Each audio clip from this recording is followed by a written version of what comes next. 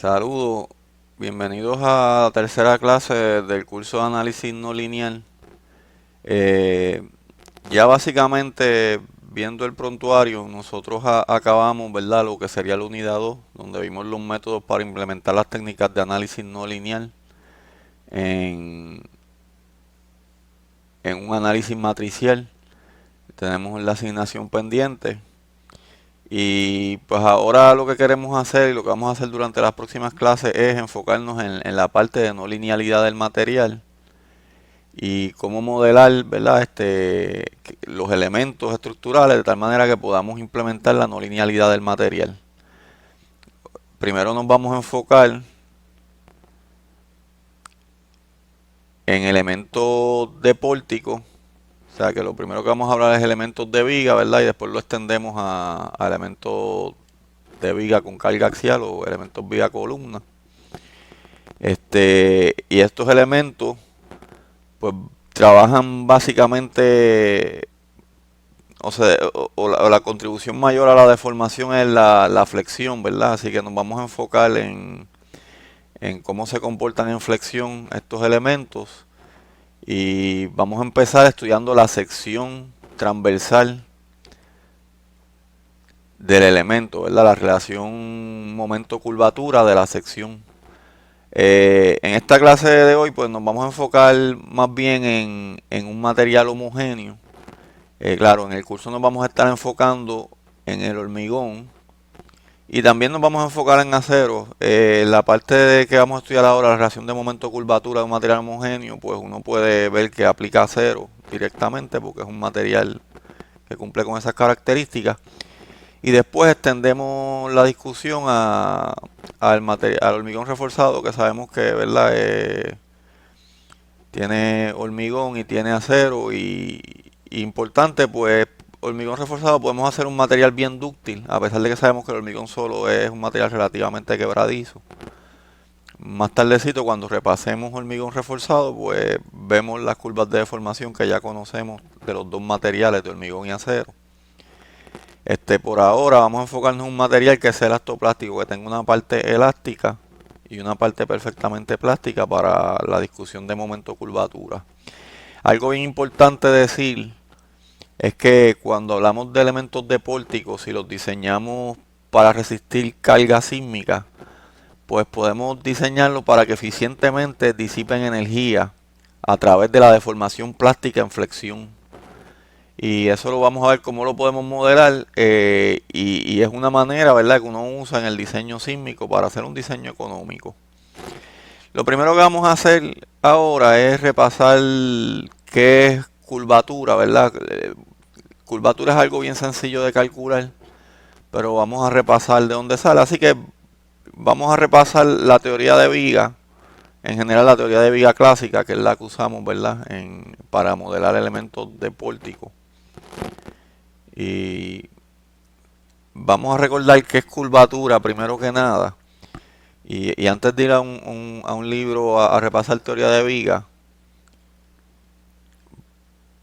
pues si nosotros tenemos una curva cualquiera, así que tenemos una función de x y vamos a dibujar una curva cualquiera, pero podemos dibujarla que parezca una deflexión de una viga, ¿verdad? No es importante, pero tenemos una curva, lo que sea, no importa la curva, puede hacer cualquier cosa. Si yo cojo un segmento de esa curva bien pequeño, vamos a llamarle delta S, y tiro dos líneas perpendiculares a él, obviamente como eso es una curva, yo sé que si yo extiendo esas dos líneas, ellas se van a encontrar en un punto. Y esa distancia es bien importante, porque eso es lo que llamamos el radio de curvatura. Eso lo que implica es que si la curva que tiene ese segmento fuera la misma curva que tienen todos los segmentos en esta curva que dibujamos en función de x, esta curva sería un círculo. Obviamente en este caso la curva no es un círculo y lo que sabemos es que el radio de curvatura va cambiando de segmento en segmento. De hecho, si cogemos otro segmento por acá, ya vemos que la curvatura cambió de dirección. Y me disculpan que se me fue el bolígrafo. Vamos a cogerlo de nuevo.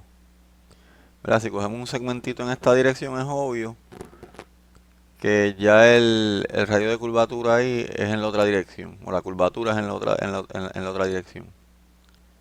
Así que ese es el radio de curvatura. Sé que a mí no me quedan las líneas muy derechas, pero se entiende la idea. Este segmentito pues tiene un radio de curvatura diferente y en la otra dirección, ¿verdad? Que eso es obvio, eso se ve en la curva. Y claro, curvatura es solamente el inverso del radio de curvatura. Y eso es importante porque si recordamos de la teoría de vigas en mecánica de materiales, el radio de curvatura para desplazamientos bien pequeños, pues vamos a escribirlo aproximado, ¿verdad? Si los desplazamientos son bien pequeños, o sea, si la curva, vamos a decirlo así, si la curva no curvea mucho, que es lo que pasa en vigas estructurales, en edificios, y otra vez iba a escribir aproximado y volví a escribir igual. Si la curva no curvea mucho, ¿verdad? Diciéndolo así, pues eso es aproximadamente a la segunda derivada de esa función.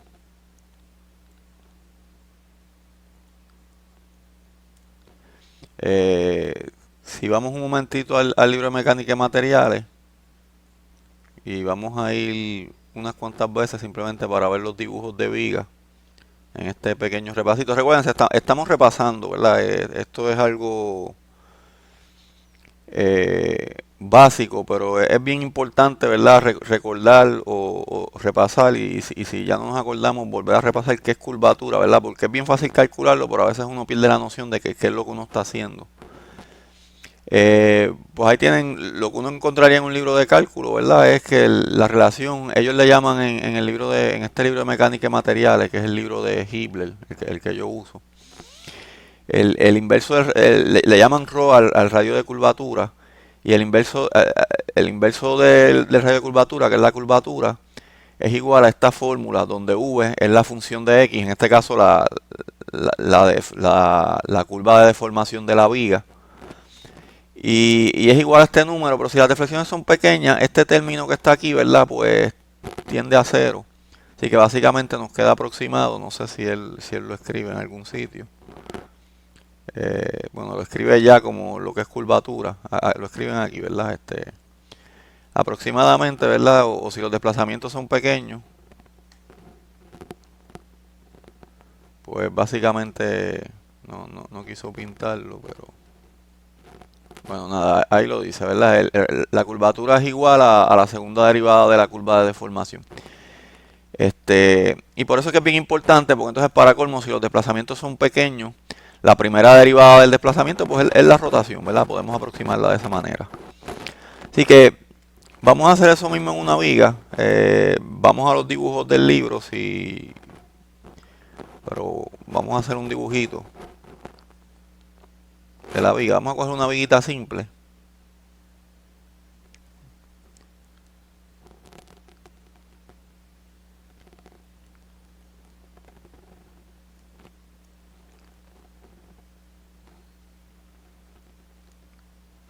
Lo que estamos diciendo es, vamos a tener un eje longitudinal.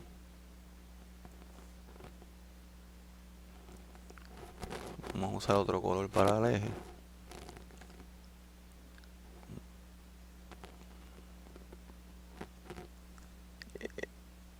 Y vamos a dibujar la deformada.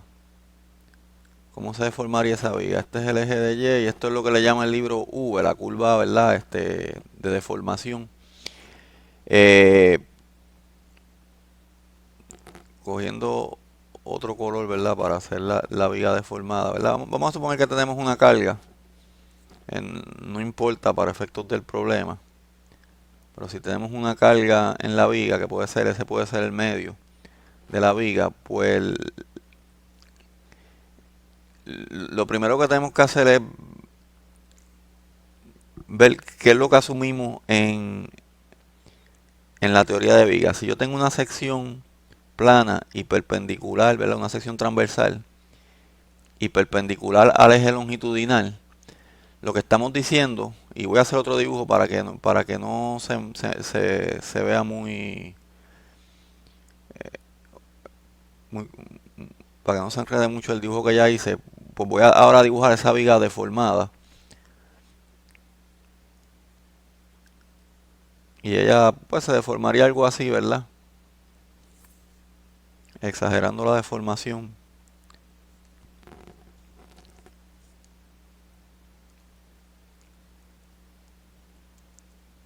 No se preocupen por mi calidad de dibujo, después vemos el libro de Hibler y vemos dibujitos.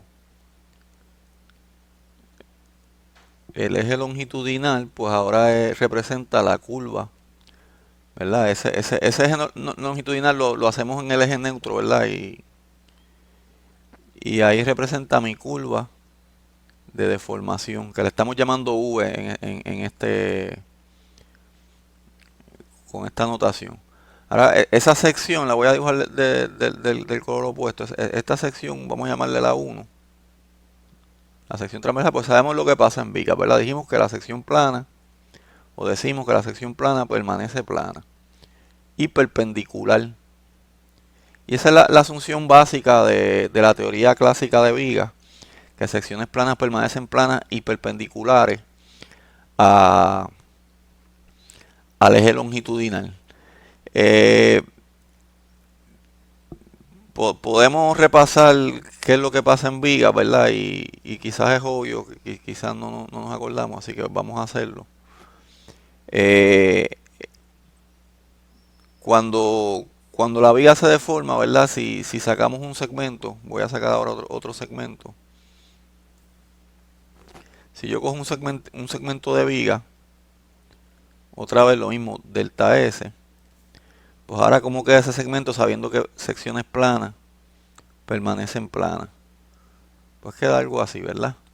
Donde se comprime la fibra de arriba, esta fibra, y se estira la fibra de abajo. Uno, ¿verdad? En analogía, uno puede pensar que la viga está hecha de infinitas barritas longitudinales que forman la profundidad de la viga.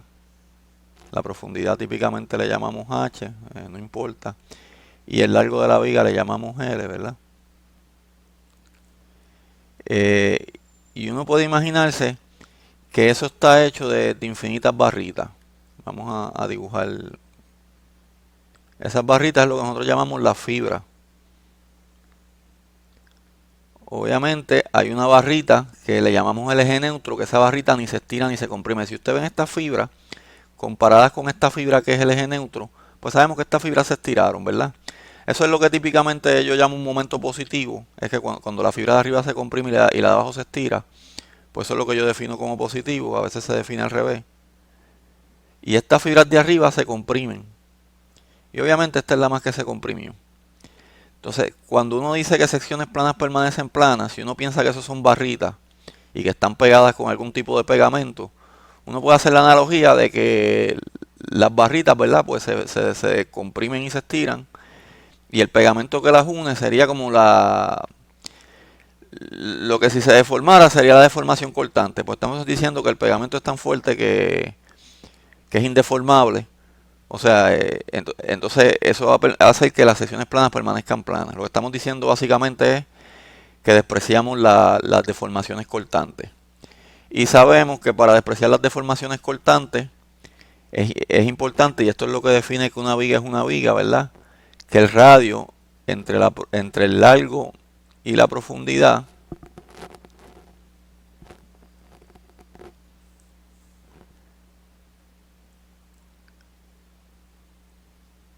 entre el largo y la profundidad sea grande.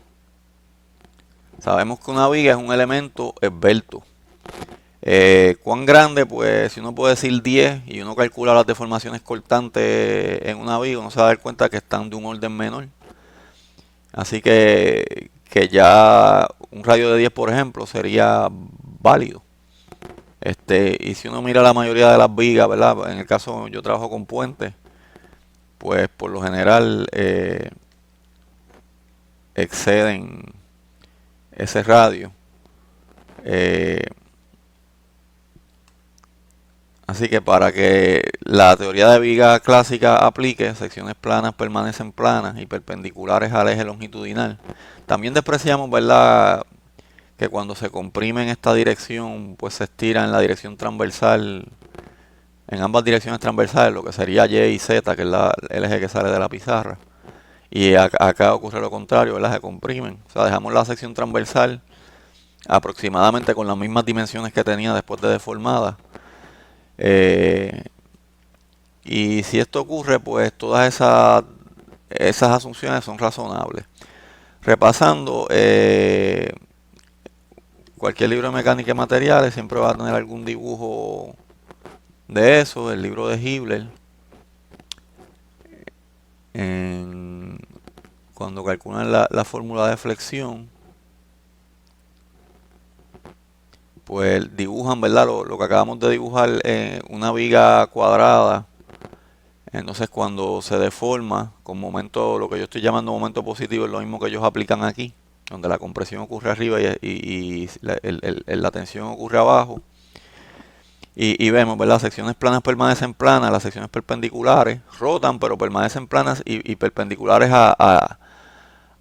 al eje longitudinal, ¿verdad? Que ahora se deformó o se desplazó de la viga. Ahí ellos también ponen, ¿verdad?, el efecto de Poisson, que lo despreciamos en realidad en teoría clásica. Decimos que esas deformaciones transversales y verticales pues son despreciables. O son pequeñas, ¿verdad? Y aquí tenemos un dibujo donde ellos usan un material de goma. eh, y donde pues básicamente, ¿verdad?, deformándolo, y esto no es una deformación pequeña, ¿verdad?, porque es un material bien flexible.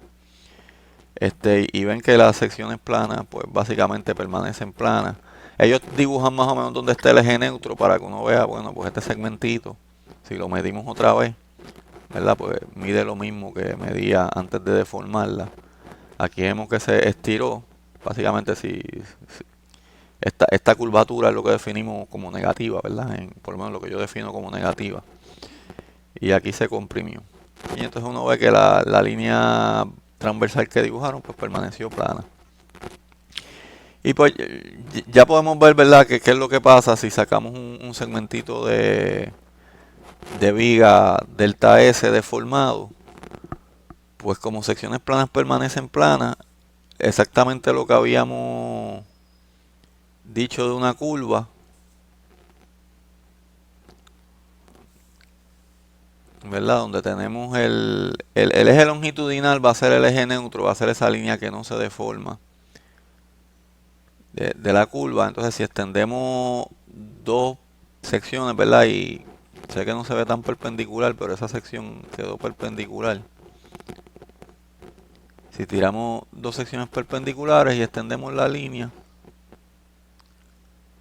pues ahí tenemos lo que sería el radio de curvatura, ¿verdad? Sería entonces, en el caso de esa sección, sería la distancia desde el eje neutro hasta donde se encuentran las dos líneas.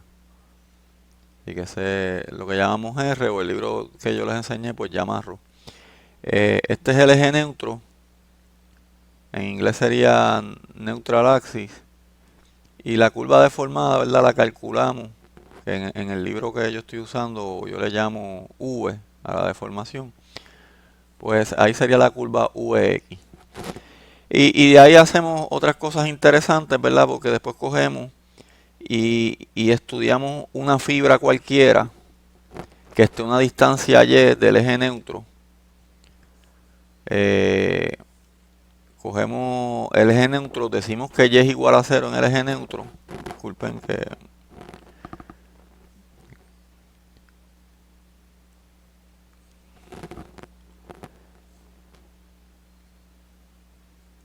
y estudiamos una fibra cualquiera, una fibra arbitraria que se comprimió en este caso porque me fui hacia arriba del eje neutro, y estudiamos la deformación de esa fibra. ¿Cuánto es la deformación? Bueno, yo sé que esta es la deformación máxima en compresión. Y lo interesante es que determinamos que esa deformación en cualquier punto es función de la distancia ya al eje neutro sobre el radio de curvatura. Y por lo tanto la deformación máxima también en la fibra en compresión, pues si llamamos la distancia a la fibra máxima, no quiero ponerla aquí porque la realidad es que vamos a dibujarla aquí, esa fibra máxima típicamente le llamamos C, pues entonces tenemos que es C sobre el radio de curvatura. Y claro, hay un negativo que no lo voy a poner porque pues negativo de que esté en compresión, y por inversión lo sabemos.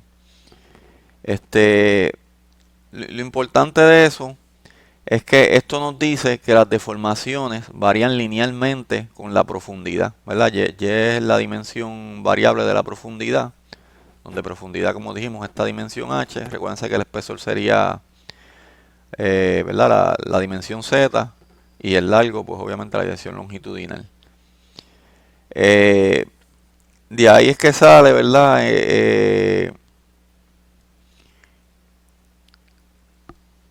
Vamos a seguir ya que estamos ahí. Si yo tengo la sección, voy a dibujar una sección cuadrada, pero después de que sea una sección simétrica, o no tiene que ser simétrica, ¿verdad? Con respecto al eje de Y, pero tiene que ser un eje principal, y no vamos a entrar en tanto detalle con eso, pero un rectángulo definitivamente el eje principal hay simetría en el eje de Y, y el eje de X es el otro eje principal, o el eje de Z, ¿verdad? Si lo vemos desde el dibujo que hicimos ahorita. Pero eso, lo que estamos diciendo es bien importante, porque ahora yo tengo mi diagrama de deformaciones y estoy mirando la sección transversal de frente ahora, ¿verdad? Y sé que es bastante obvio, pero vamos a recalcarlo, ¿verdad? Tengo mi viga, hicimos un corte perpendicular y ahora la estamos mirando de frente y estamos viendo la sección. Eso es lo que estamos viendo. Obviamente esta es la distancia que llamamos C, que es la distancia del eje neutro a la fibra de arriba. Y ahora podemos hacer un diagrama de deformaciones, ¿verdad? Donde el eje vertical es el eje de Y, el eje horizontal es el eje de deformaciones. Y lo que decimos es, bueno, el eje neutro no se deforma porque por definición, como vimos ahorita, dijimos que esa es la fibra. Pusimos a propósito el eje longitudinal en el eje neutro. Y dijimos, pues esa es la fibra que se queda igual. Pues obviamente si se comprime la de arriba y se estira la de abajo y las secciones planas permanecen planas, va a haber una sección que se quedó igual. Así que dibujamos el eje a propósito en el eje neutro. Así que sabemos que la deformación es cero, sabemos que la deformación es máxima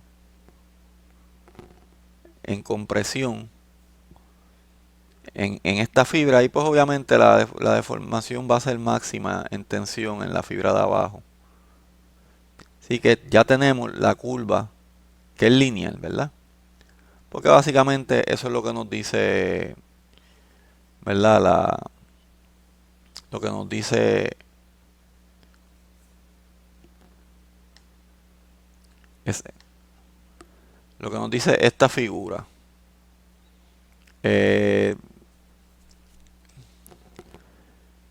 Y la ecuación de esa deformación, ¿verdad? Pues ya sabemos que es que la deformación es igual a Y sobre R, o podemos manipular esta ecuación para determinar que la deformación es igual a Y sobre C por la deformación máxima.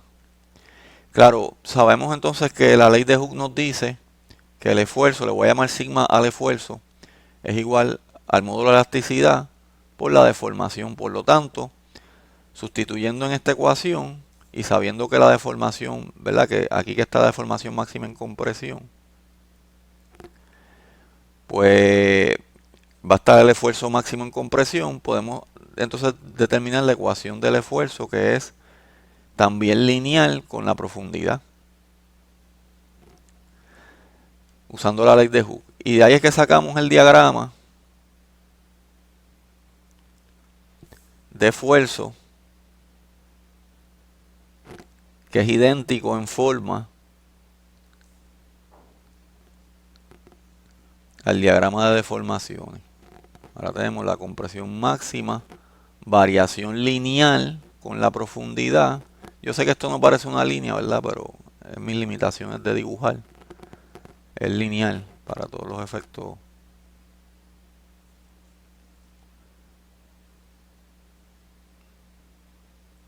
Y esto es sigma máximo, ¿verdad? Y acá la máxima en tensión. Y ya sabemos esa curva, ¿verdad? Esa curva es la curva de una línea recta, donde tenemos que sigma es igual a y sobre c sigma máximo. Claro, manipulamos esto. Vamos a explicar primero físicamente qué está pasando, ¿verdad? Si yo tengo ahora mi viga picada y me quedo con este lado, tal y como lo dibujamos aquí, pues yo tengo mi segmento de viga con el corte transversal y ya sabemos lo que está pasando en términos de esfuerzo. Tenemos cero esfuerzo en el eje neutro, y que mi eje neutro está por aquí, cero esfuerzo, y tenemos entonces un esfuerzo en compresión que varía linealmente y un esfuerzo en tensión que varía linealmente en la parte de abajo del eje neutro. Si el momento es positivo, ¿verdad? Y esos esfuerzos es lo que forman el couple, que son igual al momento interno. Si es una viga, la carga axial es cero. Vamos a llamarle P a la carga axial, es igual a cero. Y sabemos que entonces la compresión de arriba y la tensión de abajo, pues tienen que sumar cero. Y de ahí sale una ecuación bien importante, que es que la integral del primer momento de área, usando equilibrio sumatoria de fuerzas en X, igual a cero, pues sale que el primer momento, la integral del primer momento de área tiene que ser cero. Eso lo que nos dice básicamente es que el eje neutro, neutral axis en inglés, es igual al centro de área de la viga. O sea que en el rectángulo ya sabemos que ahí está el centro de área, pues ese eje neutro está en el mismo medio.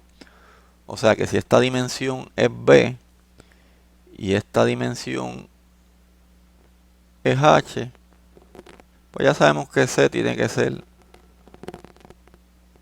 H medio. Porque tiene que coincidir el eje neutro con el centro de la viga.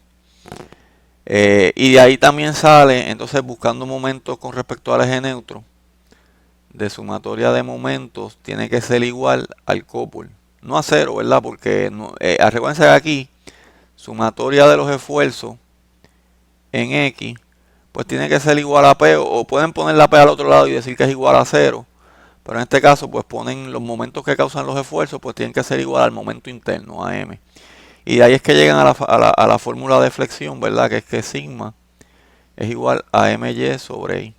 Por inspección tiene que haber un signo negativo, por lo menos con la notación que yo uso, porque la compresión está arriba y la tensión está abajo. Pero eso no es importante. Ahora, es importante llegar a la fórmula de flexión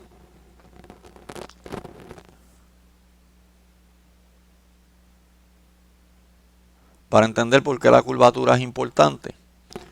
La curvatura se puede calcular como viendo, ¿verdad?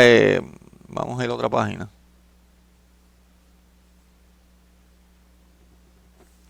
Viendo la fórmula que vimos ahorita, ¿verdad? La deformación máxima es igual, discúlpenme, a C sobre el radio de curvatura, pues obviamente despejando por el radio de curvatura sería C sobre la deformación máxima. Y eso le llamamos, o por lo menos yo uso un símbolo de esa manera, perdón, ese es el símbolo de radio de Poisson. Eh, yo no lo dibujo muy bien, pero es como si fuera una minu, esa es la letra griega, mu o algo así. También hay libros, vamos a usar este que se me hace más fácil dibujar, lo que le llaman phi. Así que vamos a usar ese segundo. Vamos a llamarle phi, porque se me hace más fácil dibujarlo. Así que viendo el dibujo anterior, tenemos que este ángulo, que no es un ángulo como tal, porque tiene unidades de pulgadas a la inversa, ¿verdad? Porque es el inverso del radio de curvatura. Pero si lo calculamos como ese ángulo, eso es phi, ¿verdad? La deformación máxima entre esa distancia que es C. Así que lo podemos ver en este diagrama. Claro, también podemos ver, usando la ley de Hooke y la fórmula de flexión, ¿verdad? Que la curvatura entonces se convierte sustituyendo, ¿verdad? Recuérdense, la fórmula de flexión, ahora vamos, como la tenemos así ya escrita, vamos a poner que sigma máximo, pues sustituyo y igual a C, me queda mc sobre i, y con la ley de Hooke, pues tengo que mi deformación máxima, pues sería mc sobre ei, y sustituimos aquí, ¿verdad? Y entonces me queda que la curvatura es igual a m sobre ei. Y de ahí es que sale, ¿verdad? Ya, entonces, ¿por qué esto es tan importante? ¿Verdad? Porque esa cantidad de curvatura es tan importante porque es igual en desplazamientos pequeños a la segunda derivada de la curva de flexión. Y no solo eso lo que implica es que si integramos la curvatura, tenemos la primera derivada. Y recuérdense que esto es aproximado, pero es de formaciones pequeñas, así que voy a usar igual ya. Y igual otra vez aproximado, pero como son de formaciones pequeñas, si lo escribí mal, déjenme borrar. No si lo integro, pues es igual a la primera derivada, ¿verdad? Que no es otra cosa que la rotación. Así que como yo quiero a la larga escribir una curva de momento versus rotación de mi viga, para después poder trabajar no linealmente, pues me interesa tener la relación de momento versus curvatura, porque ya yo sé que mi curvatura, otra vez, eso es igual, la integral de mi curvatura es igual a la rotación. Así que por eso me interesa tanto, ¿verdad? Esa relación de momento curvatura de mi viga. Vamos a estudiar una sección de viga rectangular. Y hacer esto mismo, ¿verdad? Determinar el momento que causa. Déjenme. Se me perdió el mouse. Déjenme buscarlo. Ya lo encontré. Déjenme.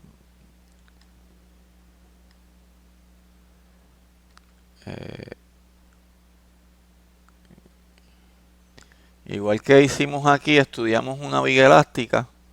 Y ya podemos calcular el esfuerzo y igualmente el momento, ¿verdad? Con esta fórmula que causa, que se genera en una viga elástica y calcular la curvatura, ¿verdad? Básicamente pusimos la fórmula en la otra página, ¿verdad? Con esta fórmula, C sobre la deformación máxima, pues vamos a repasar lo que hicimos en la viga elástica y vamos a hacerlo entonces por una viga elastoplástica. Ya yo sé que phi, y siempre va a ser lo mismo, va a ser mi deformación máxima sobre C. Así que, como les dije, toda esta explicación no es porque la curvatura es difícil de calcular, la curvatura es bien sencilla de calcular. Recordar, ¿verdad?, que es curvatura y sale de la teoría clásica de viga, Y sabemos que la teoría clásica de vigas aplica cuando el elemento es esbelto, o sea que cuando el elemento se puede llamar viga en lo que estructuralmente reconocemos como viga, que es un elemento donde podemos despreciar las deformaciones cortantes, no porque las deformaciones cortantes no ocurren, ¿verdad? Pero porque son pequeñas, son tan pequeñas que si las despreciamos no entramos en mucho error. Y lo vimos con el ejemplo, ¿verdad? En el libro de Hibler de la goma doblada, donde se ve que secciones planas permanecen planas, si podemos despreciar esa deformación cortante. Y el momento lo podemos calcular despejando la fórmula de flexión, ¿verdad? Que entonces sería m, vamos a ver si lo hago bien, sería igual a sigma por i sobre y, o déjenme, ¿verdad? Sigma por i sobre y. Si uso sigma máximo, básicamente sigma máximo por i sobre c. Y esta es la que me interesa. Así que es bien fácil en el caso elástico ya establecer una relación de momento curvatura. A medida que mi momento va aumentando, mi deformación va aumentando linealmente. Otra vez, otra manera de calcularlo, ¿verdad? Recuérdense, la tenemos por ahí, m sobre e. Así que a medida que yo aumento m, mi phi va aumentando linealmente. Así que no lo voy a graficar ahora mismo, pero ya sabemos cómo varía momento y curvatura. En el caso lineal, que era lo que esperábamos, varía linealmente. Vamos a hacer lo mismo para una sección rectangular otra vez, pero ahora vamos a dibujar la gráfica de esfuerzo de formación elastoplástica.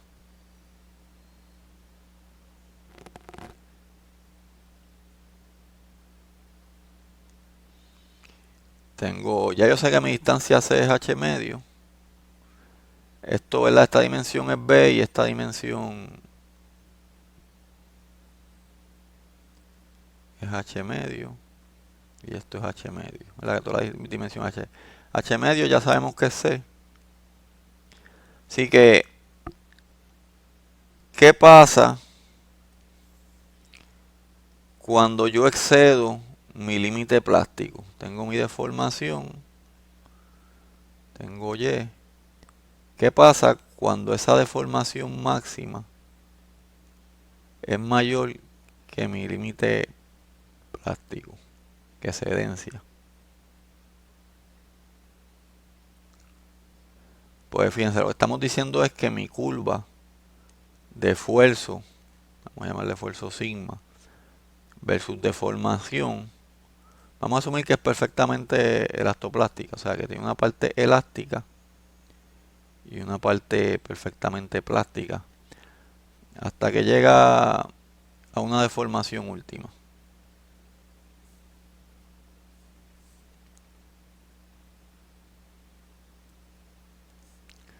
Tenemos por aquí alguna deformación última que establecemos. Similar al acero, ¿verdad? Sin llegar a... Después vamos a ver, ¿verdad? A la parte de endurecimiento de la deformación o de strain hardening en inglés. Y tenemos una zona elástica, ¿verdad? Y este es mi límite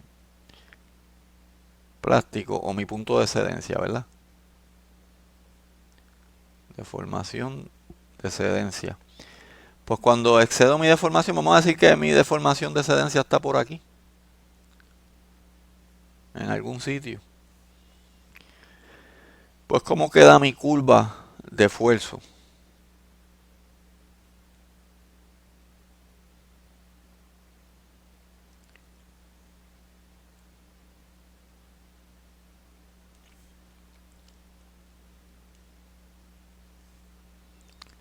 Pues obviamente, ahora cuando llego a este punto, y lo mismo, el esfuerzo de excedencia acá es simétrico porque es una viga, no hay carga axial, pues mi curva, ¿verdad? Va a ser elástica hasta este punto. Después va a ser perfectamente plástica. Y lo mismo en esta dirección, ¿verdad? Elástica, perfectamente plástica. Entonces ya sabemos que este esfuerzo es sigma y que este esfuerzo es sigma y. ¿Cómo determinamos, verdad? Nosotros podemos determinar esta distancia. ¿Cómo la determinamos, verdad? Pues sabemos, ¿verdad? Que se forma un triángulo aquí.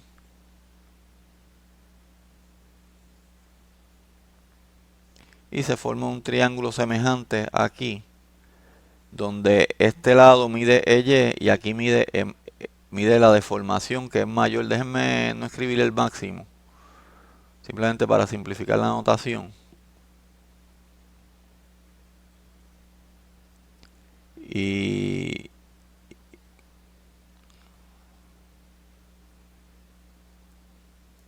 ¿verdad? Tengo que mi deformación en este punto, eso se ve feo, vamos a escribirlo de nuevo.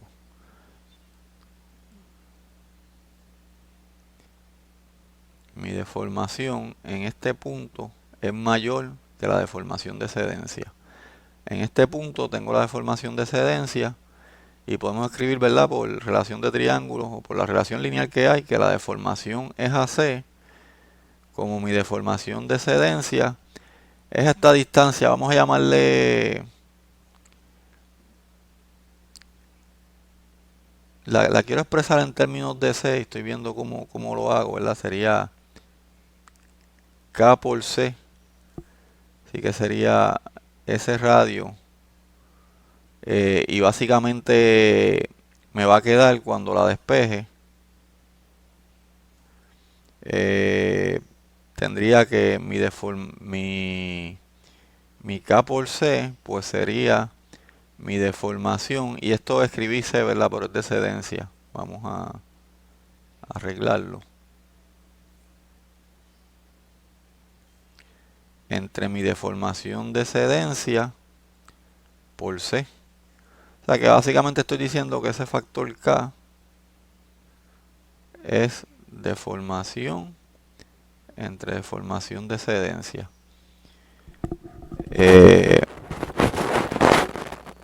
Así que ya sabemos esta distancia, K por C, y ahora podemos hacer, ¿verdad?, equilibrio para determinar el momento que causan estos esfuerzos. Recuérdense que estos esfuerzos están haciendo fuerzas en compresión y estos están haciendo fuerzas en tensión y generan un copol, ¿verdad? Y yo lo que voy a hacer es que voy a buscar el momento con respecto al eje neutro. Así que vamos a hacer eso rapidito para establecer la relación de...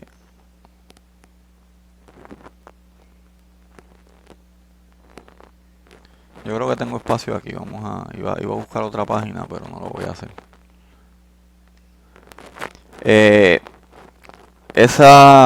Voy a hacer un dibujito más grande de ese diagrama. Tengo, de la mitad de ese diagrama, tengo, ¿verdad?,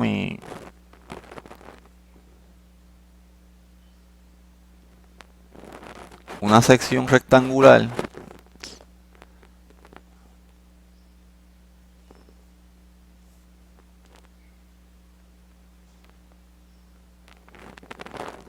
y una sección triangular. Mira, lo que acabo de dibujar es exactamente, o sea, este segmento de aquí. O sea que ya yo sé que esta distancia completa es C y ya yo sé que esta distancia es KC. Así que esto sería C menos KC, o, ¿verdad?, C por 1 menos K. Y ya sabemos lo que es K y sabemos lo que es C. Esta distancia en realidad es el esfuerzo, que es sigma y. Así que ya podemos buscar momento con respecto al eje neutro que está aquí. Vamos a llamarle neutral axis. De esas dos fuerzas que se generan. Y claro, obviamente por 2 porque tenemos lo mismo abajo y está causando momento en la misma dirección. Así que la fuerza rectangular, la voy a escribir aparte y después escribimos la ecuación en la próxima página.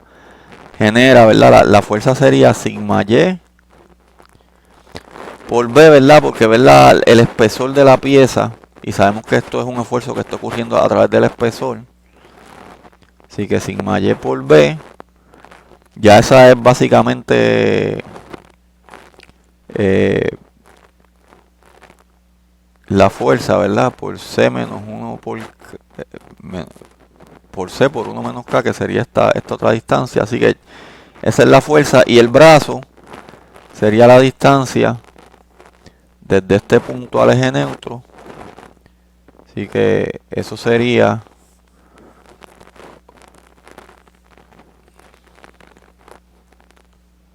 se me perdió el ok, eso sería otra vez C por 1 menos K medio. Así que lo voy a escribir y después lo juntamos. C por 1 menos K medio más K por ah, déjenme dibujarlo un poquito más pequeño.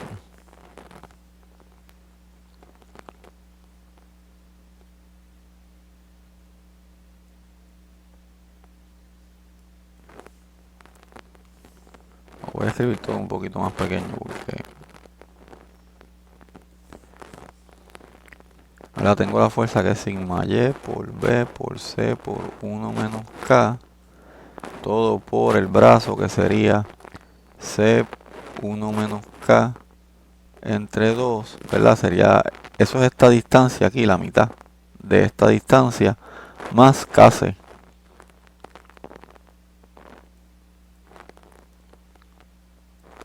Así que ese es el momento que causa esta área rectangular. Ahora vamos al área triangular, y el área triangular pues sería 1 medio sigma y, ¿verdad? Por KC por B, esa es la fuerza, y el brazo sería simplemente 2 tercios de KC. Y obviamente todo eso multiplicado por 2 nos da el momento. Así que el momento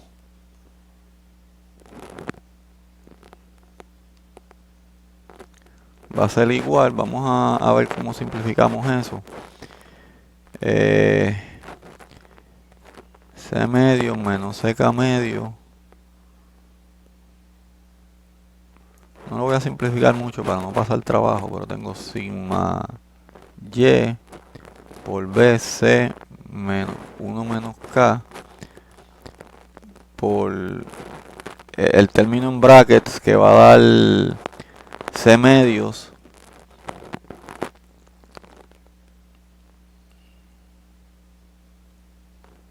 menos KC medios, no recuerdo si era menos o más, va a dar más. Y eso sí se puede simplificar un poco, todo eso por 2. Es verdad, porque son 2 fuerzas, así que lo simplificamos un poquito más ahorita. Y el otro término que va a ser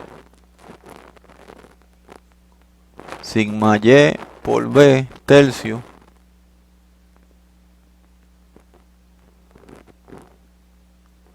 déjenme ver porque ahí hay un 2, así que sería 2 tercios. O vamos a escribirlo y lo simplificamos. Anyway, vamos a tener, ¿verdad? Por K por C, todo eso entre 2, por 2 tercios KC, y eso otra vez por 2 porque son 2 fuerzas, las de arriba y la de abajo. Y ahora eso se simplificaría un poco. Este término sacamos la C y me queda, y multiplicamos por 2 y me queda, perdón, 1 más K.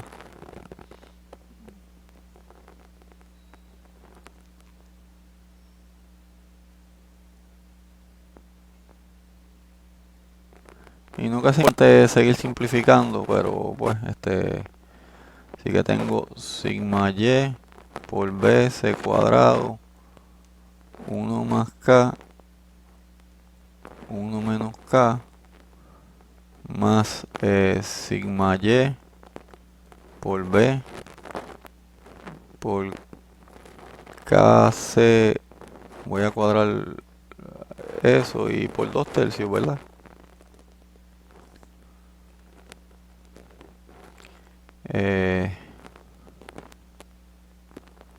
Esto queda, ¿verdad? 1 menos k al cuadrado. Este término, ¿verdad? Esto sería 1 cuadrado, que es 1. 1k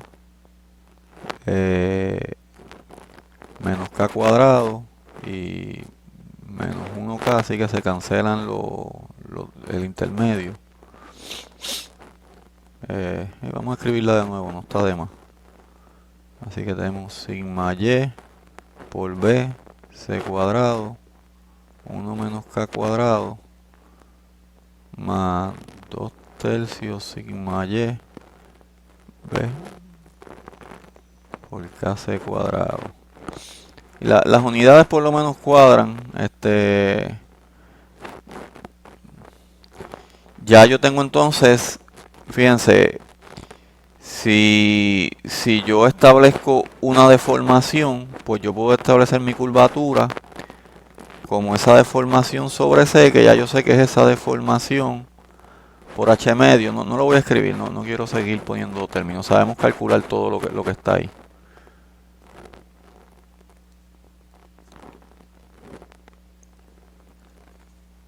Okay. Vamos a borrar. Ya sabemos que C en un rectángulo es h medio. Y sabemos que K es deformación. Déjenme verificarlo. Creo que es deformación de excedencia sobre deformación. Así que yo creo que lo derivé mal ahorita. Sí, correcto. Porque es obvio que tiene que dar menor que 1. Así que no puede dar deformación sobre deformación.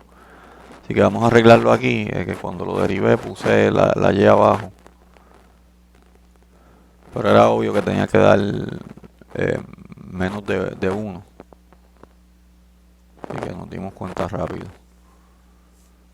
Así que sería deformación de excedencia sobre la deformación total.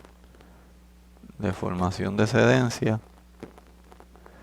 Recuérdense que es la máxima, ¿verdad? Yo le llamé deformación para no estar escribiendo tanto. Así que tengo deformación. Y yo sé que eso tiene que ser menor que 1, ¿verdad? Porque la distancia KC es menor que la distancia C. Así que era obvio que era de esa manera. Pero nada, fue que ahorita cuando la derivé pues puse la y abajo. Y obviamente eso es un error cuando uno ve la fórmula, ¿verdad? Pues está claro que despeja KC va para acá y esto va para acá. Así que nos queda de esta manera, las C cancelan y nos queda lo que es K. Fíjense que, y lo voy a hacer por curiosidad, ¿verdad? No nos hace falta porque ya con esto podemos graficar curvatura y momento en la zona una vez plastifica la sección. Pero sabemos lo que es el momento plástico. Y es que si la sección, ¿verdad? Recuerden, en el caso de acero, que las secciones de por sí son esbeltas, pues no garantiza que uno pueda llegar a plastificar la sección completa. Pero si uno logra, ¿verdad?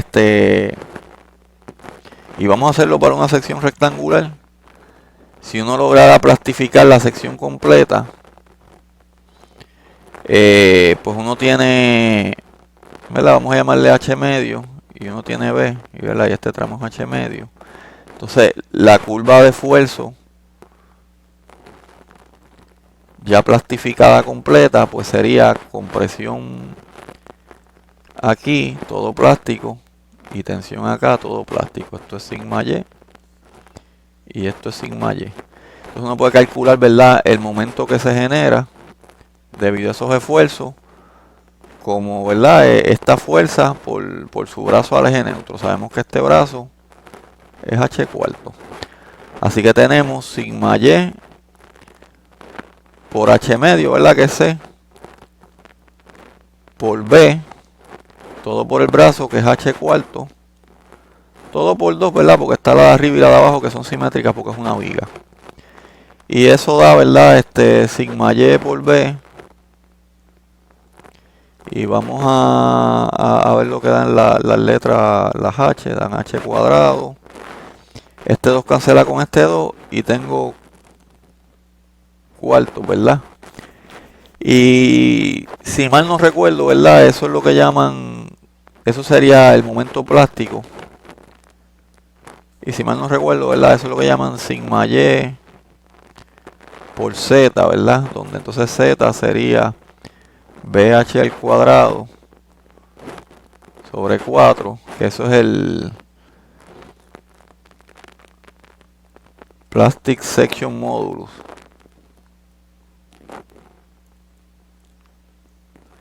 El módulo de sección plástica en el caso de la de acero.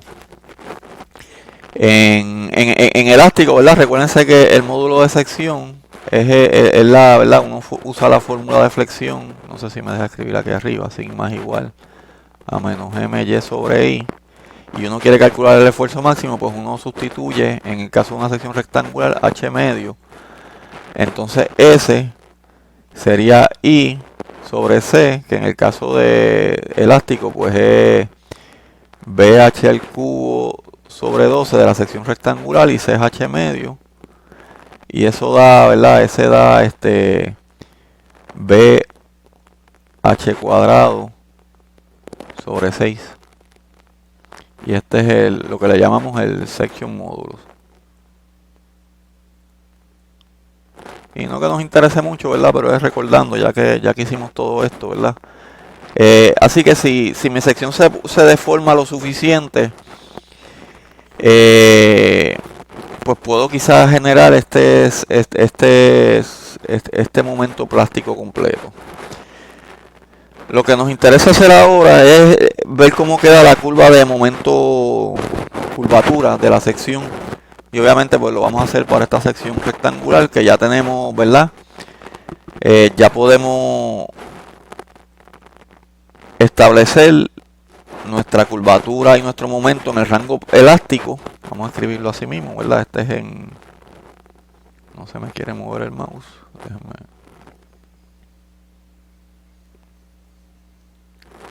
Esto es en zona elástica.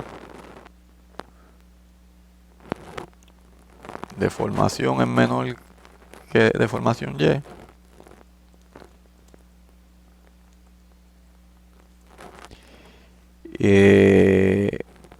Y después ya tenemos la relación en zona, podemos llamar en zona plástica, ¿verdad? Donde deformación es mayor que deformación Y. O vamos a llamarle zona plástica, ¿verdad? Que ya la deformación máxima está en la zona plástica. Lo hicimos para una sección bien sencilla, ¿verdad? La rectangular. Pero básicamente el concepto es igual, no importa la forma que tenga la sección, ¿verdad? Lo que va a hacer es más complicado los cálculos si la sección es viga T, si es viga I, o cualquier otra sección, ¿verdad? Donde uno use los ejes principales, pues esto aplica igual, ¿verdad? Lo importante es recordar que estamos hablando de elementos de pórtico y que cuando es que un elemento cualifica como un elemento de pórtico es cuando ese radio entre el largo, vamos a buscar ese radio, ¿verdad? Esto que escribimos aquí. Es bien importante recalcar eso. Discúlpenme que se me perdió cuando se cumple con esto. Eso es, ¿verdad? Elemento esbelto.